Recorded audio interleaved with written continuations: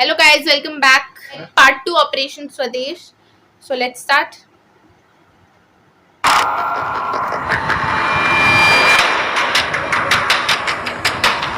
मार्च 1985 में एक दोपहर अपने हाथों में असाइलम की एप्लीकेशन ली अमरजीत सिंह लंदन के इमिग्रेशन ऑफिस में प्रवेश करता है, लेकिन अपने काउंटर पर जाने से पहले ही क्लार्क ली से टकरा जाता है। अमरजीत से टकरा क्लार्क ऐसा दर्शाते हैं जैसे उनकी मुलाकात मात्र एक संयोग हो, लेकिन ऐसा बिल्कुल नहीं था। पिछले कई दिनों से क्लार्क ने अमरजीत के ऊपर नजरें गड़ाई हुई थी और वो जानते थे कि आज की दोपहर वो यहाँ आने वाला है। क्या बात है सर, आप काफी परेशान दिख रहे हैं। क्या मैं आपके लिए कुछ कर सकता हूँ? इमिग्रेशन ऑफिस में ही काम करने वाले क्लार्क ली से सुन अमरजीत कहता है, सर जी मैं कब से असाइलम के लिए यहाँ चक्कर काट रहा हूँ, लेकिन मेरी कोई सुनवाई नहीं हो रही है। कोई बात नहीं, मैं देखता हूँ क्या हो सकता है। आइए मेरे साथ आइए। ये कहते हुए क्लार्क अमरजीत के कंधे पर अपना हाथ रखते हैं और उसे दूसरी मंजिल पर अपने ऑफिस में ले जाते हैं, जहां नारायणन पहले से बैठे हुए थे।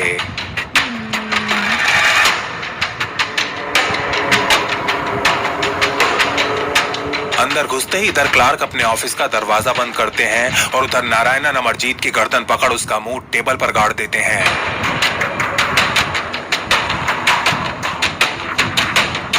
मादर तू वहां पंजाब में चार पुलिस वालों को मार के भागा हुआ है और यहाँ एप्लीकेशन में लिखता है कि भारत सरकार तेरे ऊपर अत्याचार कर रही है, तेरी जान को वहां पे खतरा है। रुक जा साले, मैं बताता हूँ कि जान को खतरा होता क्या है। यहाँ क्लार्क और नारायणन अमरजीत के साथ गुड कॉप बैड कॉप खेल रहे थे। जब अमरजीत बहुत बुरी तरह डर चुका होता है तब क्लार्क नारायणन को ऑफिस से बाहर जाने को कहते हैं। देखो अमरजीत, ये इंडियंस बहुत ज्यादा गुस्से में हैं और तुम्हें अभी के अभी गायब कर देना चाहते हैं, लेकिन अगर तुम हर बख्श के खिलाफ हमारी मदद करो तो मैं तुम्हारी जान बचा सकता हूँ और यहाँ असाइलम दिलवाने में भी तुम्हारी हेल्प कर सकता हूँ। सर मेरी फैमिली अभी भी वहाँ पंजाब में ही है। मेरे 2 बच्चे हैं और मैं उन्हें यहाँ लाके बस अच्छी एजुकेशन देना चाहता हूँ और कुछ नहीं। ठीक है अमरजीत, अगर बात तुम्हारे बच्चों की है तो मैं तुम्हारी हर संभव सहायता करूंगा, लेकिन मुझे हरबख्श के बारे में सब कुछ बताओ। सर अब वो हरबख्श नहीं रहा जिसके साथ मैं बड़ा हुआ था। पाकिस्तान से आने के बाद वो पूरी तरह बदल चुका है। जब से वो वापस लौटा है उसके घर पे हर समय पाकिस्तानियों का ही तांता लगा रहता है। वो सारे उसके साथ ड्राइंग रूम में जाकर बैठ जाते हैं। वो अंदर क्या बातें करते हैं ये तो मुझे नहीं पता, लेकिन मुझे उन लोगों से बहुत ही गंदी फीलिंग आती है। क्लार्क ली से बात करते हुए अमरजीत फूट फूट कर रोना शुरू कर देता है। साहब मेरी किस्मत फूटी थी जो मैं हरबख्श की बातों में आके खालिस्तान के चक्कर में पड़ गया। मैं आपके सामने हाथ जोड़ता हूँ साहब, मुझे उसके चंगुल से बचा लो। अमरजीत से सहानुभूति जताते हुए क्लार्क उससे कहते हैं, तुमने कभी उसे रोकने की कोशिश क्यों नहीं की? अगर वो पाकिस्तानियों से मिल रहा है तो जरूर भारत के खिलाफ ही कुछ प्लान कर रहा होगा ना। साहब जरा मेरी हालत तो देखिए, मैं तो एक दाने के लिए हरबख्श का मोहताज हूँ। मैं उसके सामने आवाज कैसे उठा सकता हूँ साहब? चिंता मत करो, अब तुम्हें पैसों की कोई दिक्कत नहीं होगी। बस तुम अपने भाई और पाकिस्तानियों के बीच होने वाली बातचीत को सुनने की कोशिश करना और अगर कुछ सुनाई दे तो मुझे तुरंत बताना। ये कहने के बाद क्लार्क अमरजीत को कुछ पैसे देते हैं और उसे मीटिंग गुप्त रखने का सख्त निर्देश देते हुए वहां से भेज देते हैं। उधर पेरिस में एजेंट जिंदल लंदन टीम के काम से बहुत ज्यादा खुश थे, लेकिन सोफी से मिले उन्हें 3 महीने हो चले थे।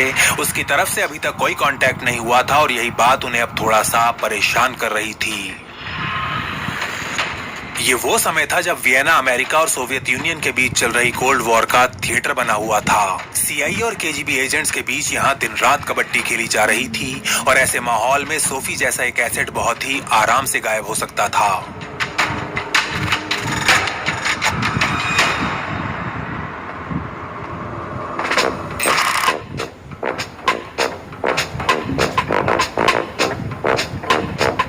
सोफी को ले एजेंट जिंदल परेशान तो चल रहे थे, लेकिन उसे फोन कर अपनी ये बेकरारी उसके सामने उजागर नहीं करना चाहते थे। अभी वो इस बारे में सोच ही रहे थे कि अप्रैल के पहले हफ्ते में एक दिन सोफी उनसे कांटेक्ट कर ही लेती है। इससे पहले कि तुम चिल्लाना शुरू करो, मैं तुम्हें बताना चाहती हूँ कि I have got something for you. क्या तुम वीकेंड पर यहाँ आ सकते हो? आ ही जाना, मैं तुम्हारा इंतजार करूंगी।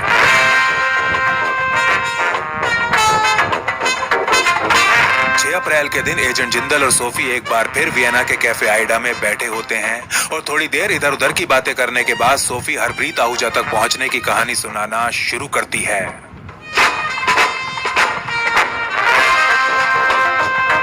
जनवरी में जिंदल से मिलने के तुरंत बाद ही सोफी ने हरप्रीत को ट्रैक करना शुरू कर दिया था। ये खोज उसे ऑस्ट्रिया के कई शहरों से होते हुए अंत में इंसब्रग ले गई थी। इस शहर में कुछ दिन पूछताछ करने के बाद सोफी एक मामूली से भारतीय रेस्टोरेंट पहुंची थी, जहां हरप्रीत एक मैनेजर की नौकरी कर रहा था। हरप्रीत को इतनी दयनीय दशा में देख सोफी अवाक रह गई थी। उसे समझ नहीं आ रहा था कि सामाजिक मुद्दों को लेकर इतना ज्यादा सक्रिय रहने वाला एक पढ़ा लिखा युवक ऐसी गुमनामी की जिंदगी आखिर कैसे जी रहा है। हरप्रीत सिंह आहूजा भारतीय मूल का एक सिख युवक जिसने ऑस्ट्रिया आने से पहले कैलिफोर्निया में एक भारतीय व्यापारी के साथ 1 साल तक काम किया था। अवतार सेठी नाम का यह व्यापारी संधू के नेटवर्क को फाइनेंस करने का काम कर रहा था और पिछले काफी समय से जिंदल के रेडार पर था। सेठी के साथ 1 साल काम करने के बाद एक दिन अचानक आहूजा कैलिफोर्निया से गायब हो गया था और तब से ही जिंदल उसे ट्रैक करने के प्रयास में लगे हुए थे।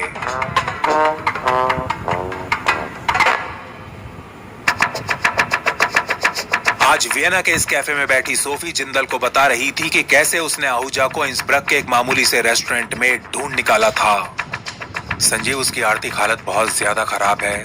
मैंने उससे कहा है कि इंपोर्ट एक्सपोर्ट का काम करने वाला एक भारतीय व्यापारी उसकी मदद कर सकता है और वो इस व्यापारी से मिलने के लिए तैयार भी हो गया है। You are just amazing Sophie. हम कल ही इंसब्रग के लिए निकलेंगे। मैं इस आदमी को दोबारा अपने हाथों से निकलने नहीं दे सकता।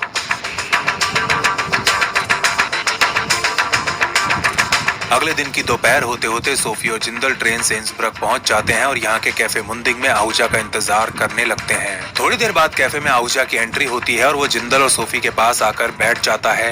वैसे तो जिंदल के पास उसके लिए कई सवाल थे, लेकिन सबसे पहले वो ये जानना चाहते थे कि उसने अमेरिका में अपनी इतनी आलीशान जिंदगी को आखिर क्यों छोड़ दिया था। सर, वह अमेरिका में अपनी जिंदगी से मुझे कोई प्रॉब्लम नहीं थी।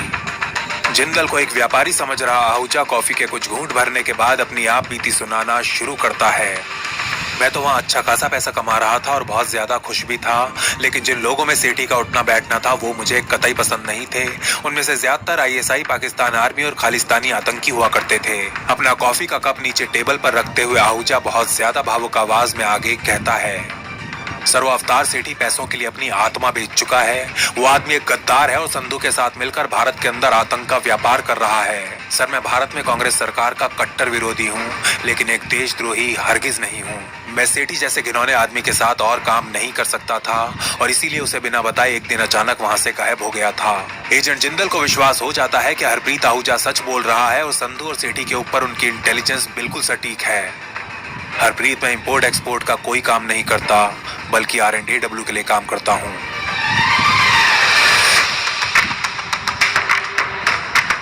ये सुनते ही आहूजा बहुत बुरी तरह घबरा जाता है और जैसे ही अपनी कुर्सी से उठने लगता है, सोफी उसका हाथ थाम उसे रोक लेती है।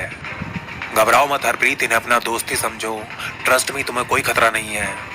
सोफी के बार बार आश्वासन देने पर हरप्रीत आहूजा एक बार फिर कुर्सी पर बैठ जाता है।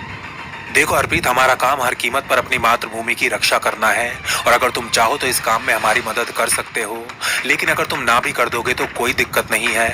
हम चुपचाप अपने रास्ते चले जाएंगे और तुम दोबारा कभी हमारी शक्ल नहीं देखोगे। कुछ घंटों के सोच विचार और एस्प्रेसो के कई शॉट्स लेने के बाद हरप्रीत आहूजा R&AW के लिए काम करने को तैयार हो जाता है।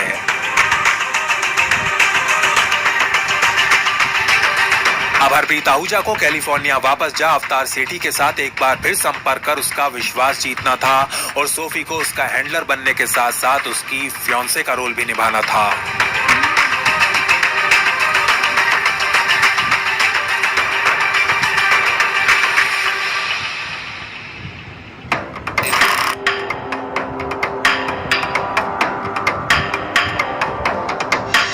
उधर लंदन में एस्पियोनाज का ये मैच खेल रहे क्लार्क और नारायणन एक के बाद एक चौके छक्के मारने में लगे हुए थे। तारिक तो इन एजेंट्स की उम्मीदों से कहीं ज्यादा कारगर साबित हुआ ही था, लेकिन अब अमरजीत भी हरबख्श की गतिविधियों के ऊपर जानकारी देना शुरू कर चुका था।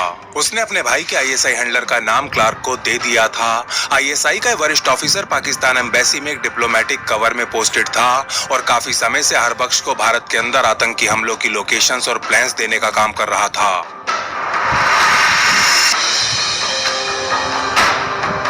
जून का आगमन होते होते ऑपरेशन स्वदेश की टीम हरबख्श के ऊपर अच्छी खासी इंटेलिजेंस इकट्ठा कर चुकी थी और अब एक्शन लेने का समय आ चुका था।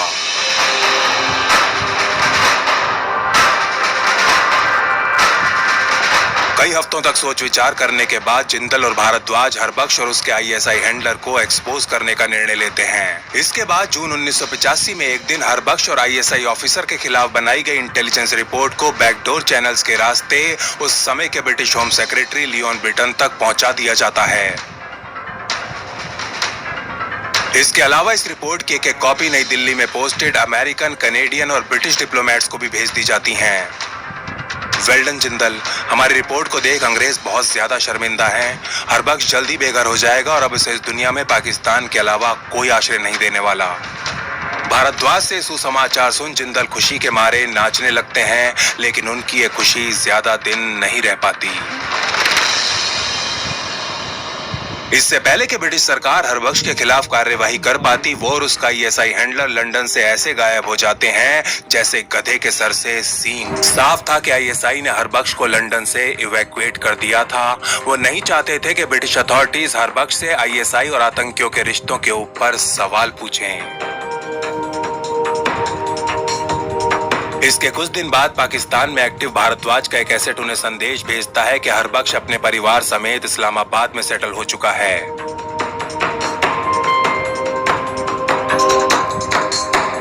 भारद्वाज को यह जानकारी मिलने के ठीक 2 महीने बाद अगस्त 1985 में एक दिन पाकिस्तान के N5 नेशनल हाईवे पर रॉन्ग साइड से आ रहा एक ट्रक हरबख्श की गाड़ी से टकरा जाता है।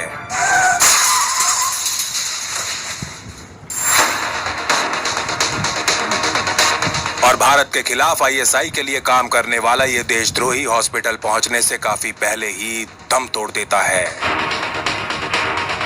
खान संधू नेक्सस की एक विकेट तो डाउन हो चुकी थी और अब अब्दुल खान, बीएन संधू और अवतार सेठी को भी क्लीन बोल्ड करने का समय आ चुका था।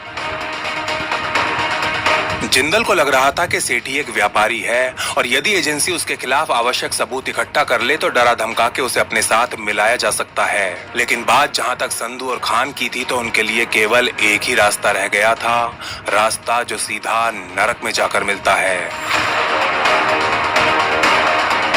अपने इस प्लान के साथ एजेंट जिंदल हरप्रीत आहूजा को फोन करते हैं, जो अब तक अवतार सेठी से संपर्क स्थापित कर चुका था और उससे मिलने के लिए कुछ दिन बाद सोफी के साथ कैलिफोर्निया निकलने वाला था।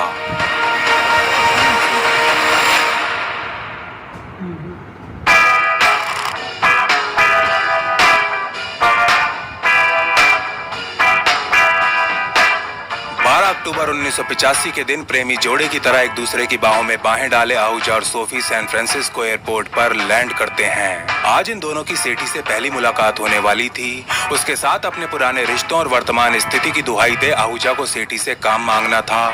सोफी आहूजा की मंगेतर बन उसके साथ यहाँ आई थी और उसे साइकोलॉजिकल टेक्निक्स का प्रयोग कर सेठी को सही दिशा में गाइड करना था। सोफी और आहूजा के साथ हुई पहली मीटिंग में तो अवतार सेठी उन्हें कोई ज्यादा भाव नहीं देता, लेकिन दोबारा मिलने का आश्वासन जरूर देता है। इस दौरान हरप्रीत आहूजा कैलिफोर्निया में अपने पुराने दोस्तों से भी मिलता है, जिनमें सेठी का ड्राइवर पूरन सिंह भी शामिल था। पूरन आहूजा को बताता है कि अमेरिकन गवर्नमेंट द्वारा बीसीसीआई बैंक के खिलाफ शुरू की गई इंक्वायरी की वजह से आजकल सेठी काफी ज्यादा टेंशन में है और भारत में आतंकियों तक पैसे पहुंचाने के लिए नए नए रास्तों की तलाश कर रहा है। Bank of credit and commerce international एक अंतरराष्ट्रीय बैंक था जिसकी स्थापना 1972 में आगा हसन अबेदी नाम के एक पाकिस्तानी बैंकर ने की थी। समय के साथ साथ ये बैंक काला पैसा सफेद करने के लिए दुनिया भर के आतंकियों और ड्रग लॉर्ड्स की पहली पसंद बन गया था और इसी के चलते अब अमेरिकन एजेंसीज के रडार पर था।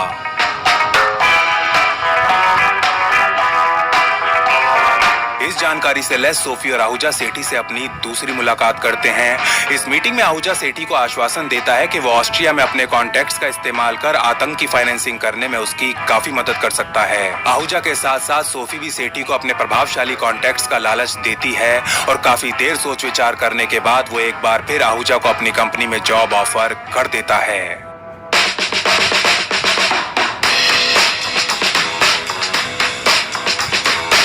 इसके बाद अगले कई महीनों तक सोफी और आहूजा अवतार सेठी के बिजनेस और गतिविधियों के ऊपर जितनी हो सके उतनी इंटेलिजेंस इकट्ठा करने में लगे रहते हैं।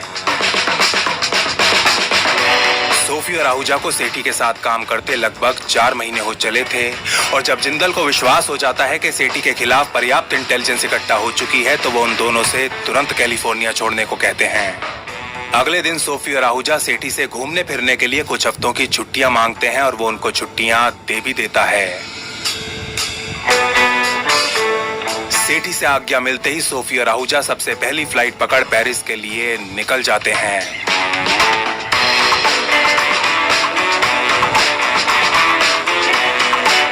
मार्च 1986 में एक दिन अवतार सेठी सैन फ्रांसिस्को के अपने आलीशान ऑफिस में बैठा काम कर रहा था कि तभी उसकी सेक्रेटरी उसके ऑफिस में प्रवेश करती है। सर, आपसे कोई मिलने आया है, कह रहा है कि इंडियन एम्बेसी में काम करता है। ये सुन अवतार सेठी थोड़ा सा चौंक जाता है। डिप्लोमेट्स का उसके ऑफिस में आना जाना एक बहुत ही आम बात होती थी, लेकिन वो सभी डिप्लोमेट्स पाकिस्तानी होते थे, भारतीय नहीं। ठीक है, उसको अंदर भेज दो, सेठी अपनी सेक्रेटरी से कहता है और ठीक 15 सेकंड बाद सूट बूट पहने 6.5 फुट का एक लंबा चौड़ा आदमी उसके ऑफिस में प्रवेश करता है और उसको अपना आईडी कार्ड दिखाते हुए उसके सामने कुर्सी पर बैठ जाता है।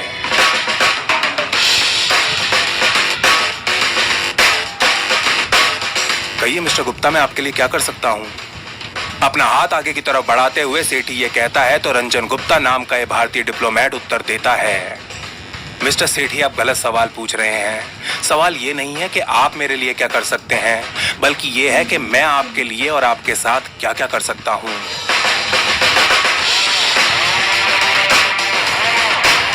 ये सुन थोड़ा सा डर चुका सेठी इससे पहले कुछ बोल पाता मिस्टर गुप्ता आगे कहते हैं, नहीं नहीं मिस्टर सेठी, घबराने की कोई जरूरत नहीं है। अरे आज तो आपका बहुत ही लकी दिन है। आज मैं आपका दोस्त जो बनकर आया हूँ, लेकिन दोस्ती की ऑफर केवल कुछ ही घंटों के लिए वैलिड है। मार्च के महीने में एसी ऑफिस के अंदर बैठा सेठी पसीनों में नहाने लगता है और अपनी टाई की गांठ ढीली करते हुए कहता है, अरे सर, आप मुझसे चाहते क्या हैं? प्लीज साफ साफ बताइए ना।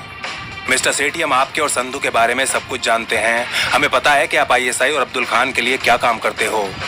सर, आपको जरूर कोई गलतफहमी हुई है। मैं तो एक ईमानदार बिजनेसमैन हूँ और यहाँ की एनआरआई कम्युनिटी का एक इज्जतदार सदस्य भी। मैं दिन में न जाने कितने लोगों से मिलता हूँ और इस संधू भी मुझे ऐसे ही कहीं टकरा गया होगा। बिलीव मी सर, मैं आईएसआई के बारे में कुछ नहीं जानता। जैसे ही सेठी ये कहता है, गुप्ता अपने ब्रीफकेस से कुछ कागज निकाल उसके सामने मेज पर पटक देते हैं। ये सेठी के पिछले कई महीनों के बैंक रिकॉर्ड्स थे, जिनमें उसके द्वारा संधू और अब्दुल खान के साथ की गई ट्रांजैक्शंस को हाईलाइट किया गया था।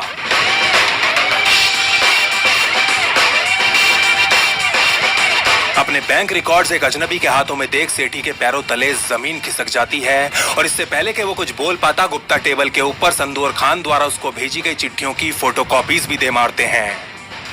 मिस्टर सेठी, मैं एक आईएफएस ऑफिसर हूँ, so please don't insult my intelligence. आपके लिए यही अच्छा है कि आप सच बताकर अपने मन का बोझ हल्का कर लें। वैसे भी इतने सालों तक अपने देश से गद्दारी करना बहुत ही भारी काम है, क्यों, है ना?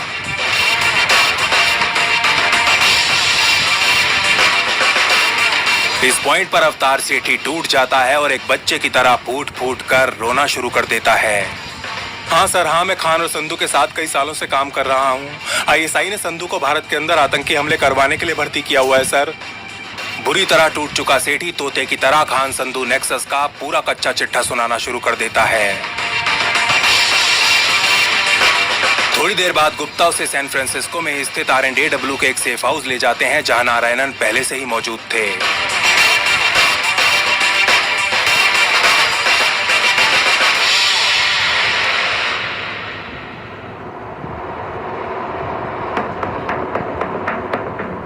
इस सेफ हाउस में नारायणन सेठी को पूरे 6 घंटे इंटेरोगेट करते हैं और इन 6 घंटों के दौरान वो संधू खान नेक्सस में शामिल उन सभी पाकिस्तानी ऑफिसर्स के नाम बताता है जो संधू को इस्तेमाल कर भारत में आतंक का कैंसर फैला रहे थे। इस शुरुआती पूछताछ के बाद आईएसआई की नजरों से बचाने के लिए सेठी को सबसे पहले ब्राजील ले जाया जाता है और फिर मोरक्को के रास्ते पेरिस, जहां एजेंट जिंदल बहुत बेसब्री से उसका इंतजार कर रहे थे। सेठी के पहुंचने से पहले ही भारद्वाज भी दिल्ली से पेरिस आ जाते हैं और फिर जिंदल और नारायणन के साथ मिल लगातार 2 दिनों तक उसके साथ पूछताछ करते हैं। सेठी खुलासा करता है कि इंडिया के ऊपर ऑपरेशंस करने के लिए लंदन स्थित पाकिस्तान एम्बेसी में आईएसआई की एक स्पेशल डिटैचमेंट बनाई गई है, जिसमें आईएसआई के 6 सबसे शातिर और खतरनाक ऑफिसर्स काम कर रहे हैं। खुद आईएसआई चीफ द्वारा चुने गए इन 6 ऑफिसर्स को सिर्फ और सिर्फ एक ही डायरेक्टिव दिया गया था, भारत के अंदर आतंक के जाल को ज्यादा से ज्यादा फैलाना।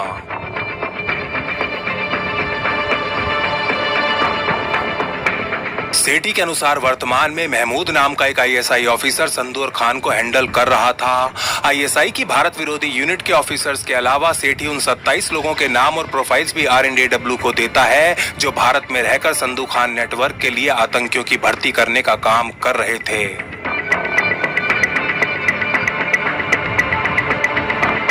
सेठी से जितनी हो सके उतनी जानकारी निकलवाने के बाद जिंदल उससे पूछते हैं, आईएसआई के इन कुत्तों की अगली चाल क्या है?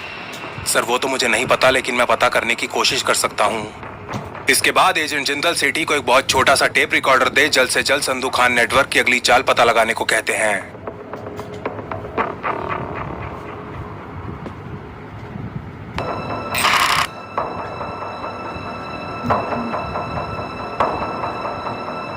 पेरिस में हुई इन मीटिंग्स के कुछ दिन बाद सेठी द्वारा दिए गए उन 27 भारतीय लोगों की सूची उस समय के गृह मंत्री पीवी नरसिम्हा राव की टेबल पर पड़ी होती है। आरएनडब्ल्यू हेडक्वार्टर्स द्वारा भेजी गई सूची में वो नाम थे जो संदू खान नेटवर्क के इशारे पर भारत के अलग अलग शहरों से युवाओं को भर्ती कर उन्हें आतंकी बना रहे थे।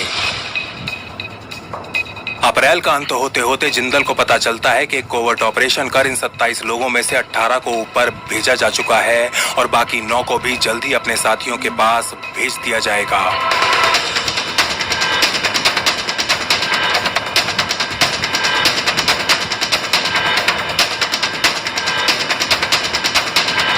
उधर जुलाई के पहले हफ्ते में अवतार सेठी अपने कहे अनुसार एजेंट जिंदल को एक ऑडियो टेप डिलीवर करता है। उसके द्वारा रिकॉर्ड की गई इस टेप में संदू खान और आईएसआई के कुछ ऑफिसर्स भारत में अपने ऑपरेशंस को एक बहुत बड़े पैमाने पर फैलाने की बात कर रहे थे। लंदन में पोस्टेड पाकिस्तानी इंटेलिजेंस का एक सीनियर ऑफिसर इस टेप में ये कहते हुए सुनाई दे रहा था, इस टाइम हिंदुस्तान की मुआशी हालत काफी ज्यादा खराब है।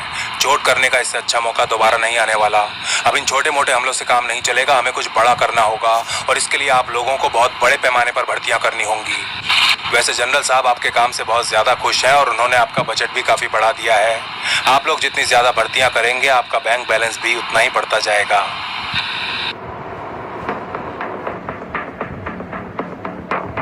सेठी से मिली टेप और इंटेलिजेंस से लैस जिंदल इधर MI5 में अपने कुछ कॉन्टैक्ट से मुलाकात करते हैं और उधर भारद्वाज विदेशी धरती पर कुछ टारगेट्स का सफाया करने के लिए आरएनडब्ल्यू के उस समय के चीफ एसी जोशी को मनाने में लग जाते हैं। जिंदल से मिले सबूतों के आधार पर अगस्त 1986 में ब्रिटिश सरकार पाकिस्तानी राजदूत को अपनी भारत विरोधी यूनिट बंद करने और इस यूनिट में काम करने वाले अंडरकवर आईएसआई ऑफिसर्स को तुरंत यूके से तड़ी पार करने का आदेश दे देती है। ब्रिटिश सरकार का निर्णय भारत के लिए एक बहुत बड़ी जीत थी और उन भारतीय नेताओं के मुंह पर एक बहुत बड़ा तमाचा था जो आरएनडब्ल्यू के पर काट देना चाहते थे। तारिक अमरजीत और सेठी से मिली इंटेलिजेंस को आधार बनाते हुए राजीव गांधी भी उस समय की ब्रिटिश प्रधानमंत्री मार्गरेट थैचर से फोन पर बात करते हैं। थैचर गांधी को आश्वासन देती हैं कि यदि भारत द्वारा दिए गए सबूत पक्के हैं तो संधू के खिलाफ उचित कार्यवाही अवश्य की जाएगी। उधर भारद्वाज और जिंदल ब्रिटिश प्रधानमंत्री के इस वादे से काफी खुश थे। वो जानते थे कि उनके द्वारा संधू के खिलाफ इकट्ठा किए गए सबूत इतने ज्यादा मजबूत हैं कि ब्रिटिश एजेंसीज चाहकर भी इनमें कोई लूप होल्स नहीं ढूंढ पाएंगी।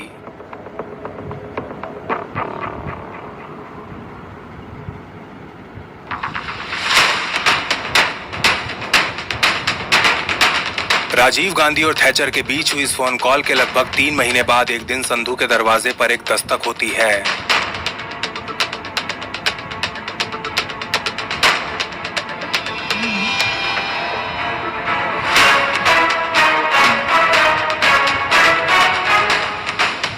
और जैसे ही उसका नौकर दरवाजा खोलता है, सर से पैर तक हथियारों से लदी स्कॉटलैंड यार्ड की एक SWAT टीम तूफान की तरह उसके ऊपर टूट पड़ती है। अगले 3 दिनों के दौरान बीएन संधू समेत उसके 5 सबसे करीबी साथियों को स्कॉटलैंड यार्ड द्वारा गिरफ्तार कर लिया जाता है। इन गिरफ्तारियों के कुछ दिन बाद भारत सरकार एक आधिकारिक बयान जारी कर पाकिस्तान और उसके द्वारा लंदन से की जाने वाली आतंकी गतिविधियों की खुलकर आलोचना करती है। संधू खान नेक्सस के खिलाफ आरएनडब्ल्यू के ऑपरेशन स्वदेश ने लंदन में आईएसआई के नेटवर्क को काफी हद तक कमजोर कर दिया था, लेकिन अब्दुल खान अभी भी खुला घूम रहा था। ब्रिटिश सरकार ने उसको हाथ लगाने से मना कर दिया था और वो अभी भी भारत विरोधी गतिविधियों को फिर से जीवित करने के प्रयासों में लगा हुआ था। तारिक द्वारा दी गई जानकारी के अनुसार उसे ये लगने लगा था कि संधू के जेल जाने के बाद R&AW उसका पीछा करना छोड़ चुकी है। खान ये सोचकर बहुत ज्यादा खुश था कि R&AW का असली टारगेट संधू था, वो नहीं, और R&AW भी उसकी खुशफहमी को भंग नहीं करना चाहती थी।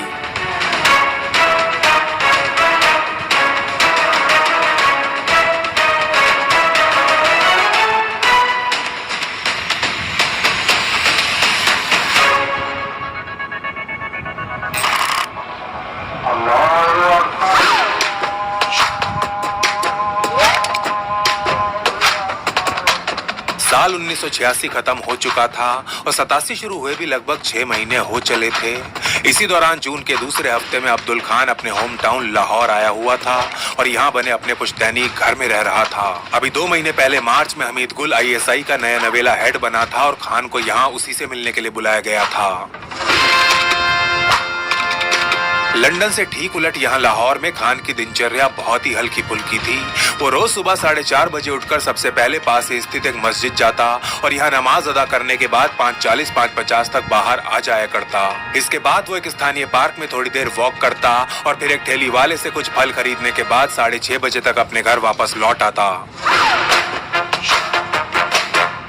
जून 1987 में एक दिन ये सारे काम करने के बाद अब्दुल खान अपने घर वापस लौट रहा होता है और घर के बाहर पहुंच वो जैसे ही दरवाजा खोलने के लिए अपने हाथ आगे बढ़ाता है, उसके पीछे से पाकिस्तान रेंजर्स की वर्दी पहने 2 आदमी प्रकट होते हैं। अरे भाईजान, आप वो लंदन वाले अब्दुल खान है ना? खान को सलाम करने के बाद इनमें से एक रेंजर ये कहता है तो थोड़ा सा हिचकिचाने के बाद वो उत्तर देता है, जी हाँ, मैं ही अब्दुल खान हूँ, कहिए क्या खिदमत कर सकता हूँ आपकी।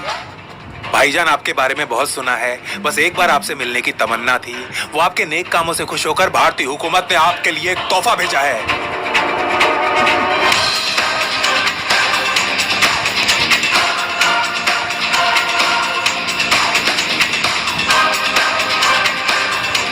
इससे पहले कि खान कुछ समझ पाता, ये दोनों रेंजर्स अपनी कमर से एक पिस्तौल निकालते हैं और उसके ऊपर ताबड़तोड़ लोहा बरसाना शुरू कर देते हैं।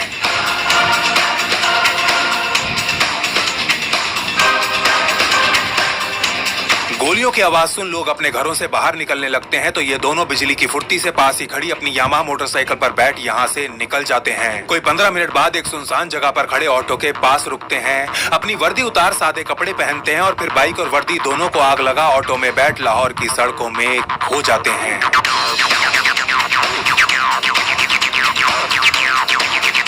सालों से भारत के अंदर आतंक का तांडव करवा रहे अब्दुल खान को ये 2 अनजान लोग कुल 9 गोलियां मारते हैं, जिनमें से 6 उसके सर में लगती हैं और 3 गर्दन के आर पार निकल जाती हैं। भारत के अंदर हिंसा का नंगा नाच करवा के तमाशा देखने वाला अब्दुल खान जमीन पर गिरने से पहले ही अपना दम तोड़ देता है।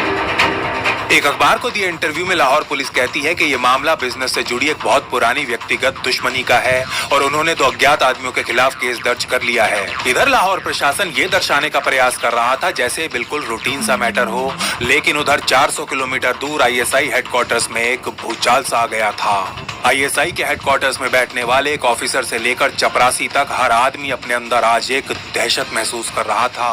उन्हें पता था कि भारत की इंटेलिजेंस एजेंसी उनके घर के अंदर घुस के उनकी नाक के ठीक नीचे उनके सबसे लाडले गुर्गे को दिन दहाड़े ठोक चुकी है।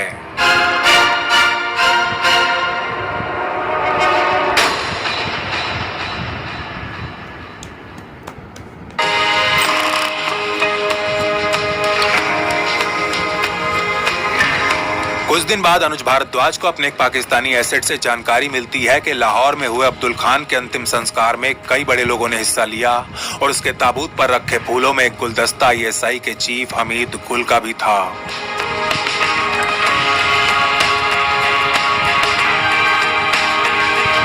R&AW हेडक्वार्टर्स में आज खुशी का माहौल था।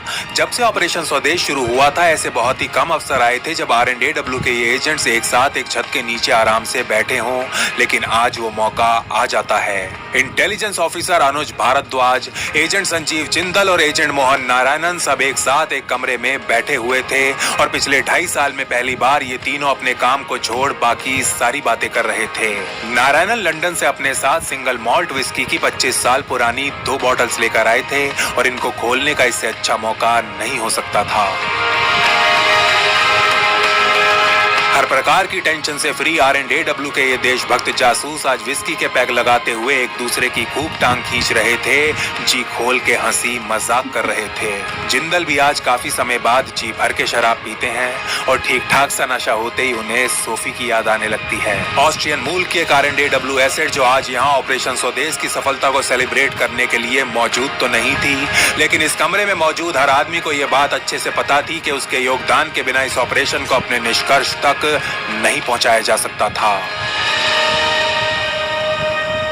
आज से 2.5 साल पहले वियना के उस कैफे में सोफी ने जिंदल को अपना पर्सनल फोन नंबर दिया था और आज पहली बार वो इस नंबर पर कॉल कर ही लेते हैं। कई घंटियां जाने के बाद सोफी फोन उठाती है तो अपनी आवाज में आभार लिए जिंदल उससे कहते हैं, सोफी एक बात जो मुझे तुमसे बहुत पहले कह देनी चाहिए थी लेकिन मैं कभी कह नहीं पाया, वो ये है कि I am really very very sorry.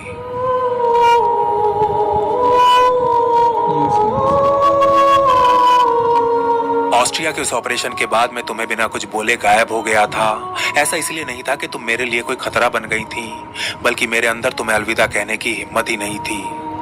मैं जानता हूं कि मेरे साथ काम करते करते तुम मुझे पसंद करने लगी थी। तुम्हारा वो आकर्षण एक तरफा नहीं था सोफी।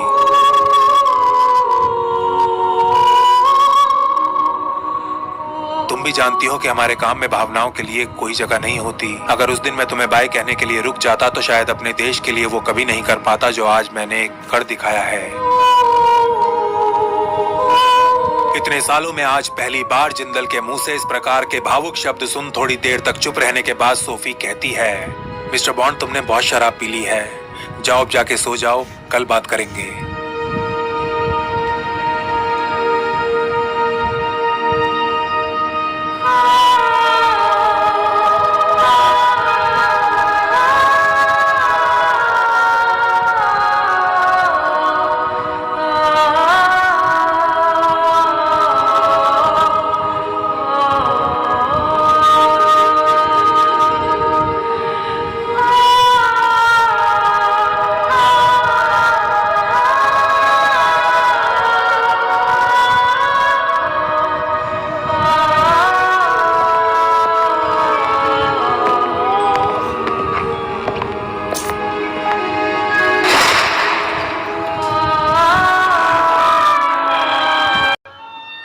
गाइस यहाँ पे खत्म हो गई, लास्ट वाला बहुत इमोशनल था। क्यों नहीं की क्या बात करने की फैशन?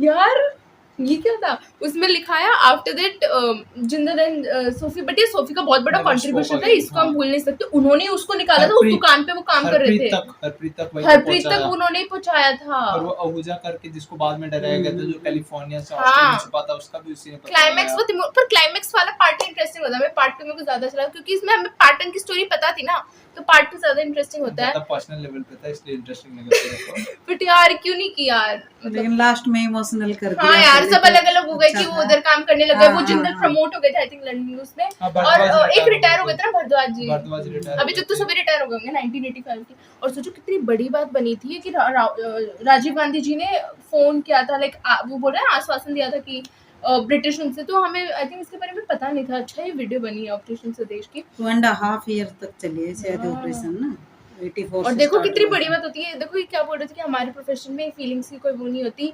इवन इन्होंने बोला था कि अगर मैं उस दिन तुम्हें मतलब बाय करके आता तो वो अपनी कंट्री के लिए वो नहीं कर पाते। बाय करके आते तो कुछ बात बन सकती थी। नहीं बन सकती थी, बट ये ऑपरेशन जो होता है इसमें ये इमोशनल ये पर नहीं लास्ट होता में ना, क्या नहीं हुई इमोशन।